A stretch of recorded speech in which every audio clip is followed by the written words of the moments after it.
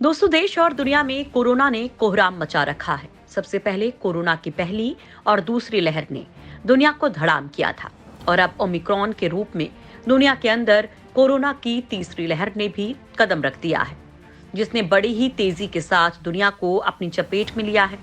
इन सब से अभी दुनिया निकल भी नहीं पाई थी कि अब कोरोना का एक और वेरिएंट दुनिया में आ गया है, जिसे ओमिक्रॉन और डेल्टा का को इन्फेक्शन कहा जा रहा है। तो क्या है कोरोना का ये नया वेरिएंट और ये कैसे नई तबाही ला सकता है? साथ ही ओमिक्रॉन पर दोस्तों एक बहुत ही बड़ी गुड न्यूज सामने आई है, जो आज हम आपको इस वीडियो में बताने वाले हैं। साथ ही ये भी बताएंगे कि इसके लक्षण क्या होते हैं। दोस्तों, इन बातों को सुनकर यकीनन आपको सुकून मिलेगा, लिहाजा आपको ये वीडियो लास्ट तक बिना स्किप किए देखना चाहिए। देश में 24 घंटे में 2.25 लाख कोरोना मरीज। दिल्ली में सख्ती पर आएगा बड़ा फैसला। देश में कोरोना महामारी की तीसरी लहर में 11 दिन के अंदर देश में कुल एक्टिव केसेस की संख्या 1 लाख से बढ़कर 8 लाख के पार हो गई है। देश में बीते 24 घंटे के दौरान 1,67,550 नए मामले मिले हैं। अच्छी बात यह है कि सबसे ज्यादा चिंताजनक बने महाराष्ट्र, दिल्ली और पश्चिम बंगाल में भी सोमवार को नए मामलों की संख्या में कमी आई है। लेकिन चुनावी राज्य उत्तर प्रदेश में नए मामले बढ़ना लगातार जारी है, जबकि दिल्ली के कोरोना के बढ़ते संक्रमण को देखते हुए सीएम अरविंद केजरीवाल और बड़ा फैसला लेने वाले हैं। दुनिया में आया कोरोना का नया वेरिएंट डेल्टा क्रॉन। दोस्तों, दुनिया में ओमिक्रॉन की वजह से केसेस बहुत तेजी से बढ़ रहे हैं, लेकिन ऐसे वक्त में एक और कोरोना स्ट्रेन सामने आया है। साइप्रस वैज्ञानिकों का दावा है कि उनके देश में डेल्टा और ओमिक्रॉन वेरिएंट से मिलकर नया कोरोना वायरस का एक नया स्ट्रेन पाया गया है। ओमिक्रॉन की वजह से जनवरी के पहले हफ्ते में दुनिया में कोरोना के रिकॉर्ड केस दर्ज किए गए हैं। ऐसे में एक और नए स्ट्रेन ने कोरोना को लेकर दुनिया की टेंशन बढ़ा दी है।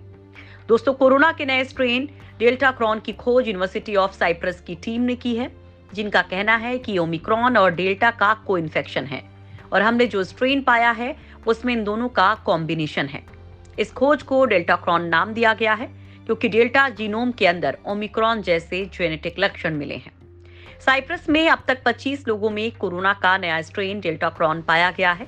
दोस्तों, WHO कोरोना वायरस के हर नए वेरिएंट्स पर नजर रखता है और उसकी गंभीरता के हिसाब से उसकी श्रेणी निर्धारित करता है।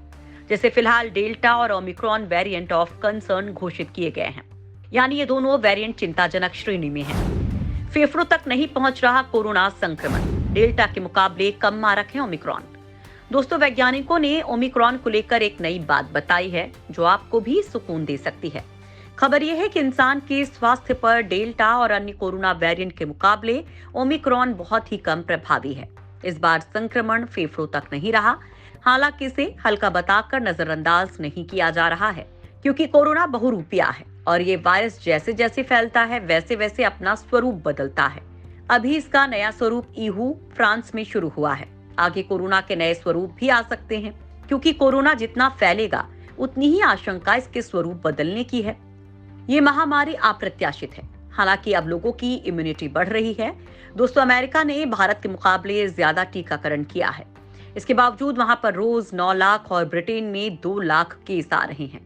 चूंकि टीका लग चुका है, लिहाजा कोरोना का स्वरूप भी हल्का पड़ रहा है।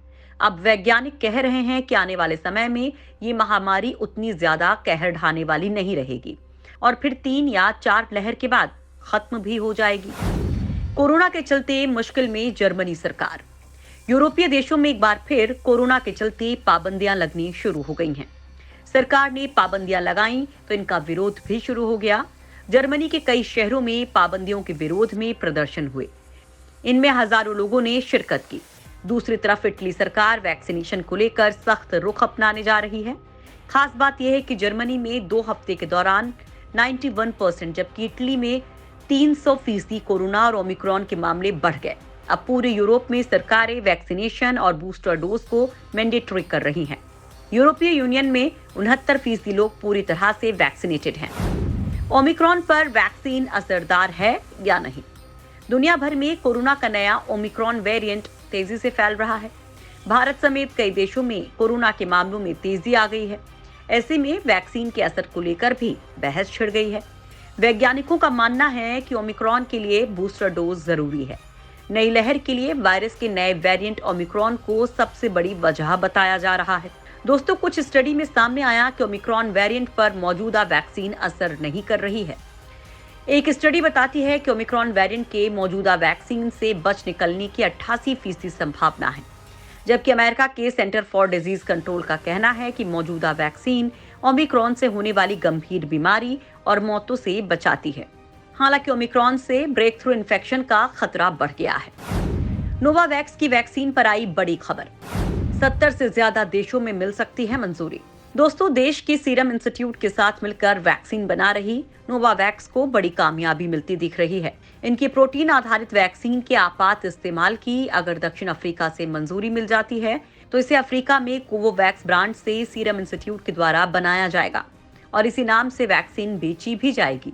सीरम और नोवावैक्स ने अमेरिका और मैक्सिको में फेज 3 क्लिनिकल ट्रायल के डेटा के आधार पर मंजूरी के लिए आवेदन किया है।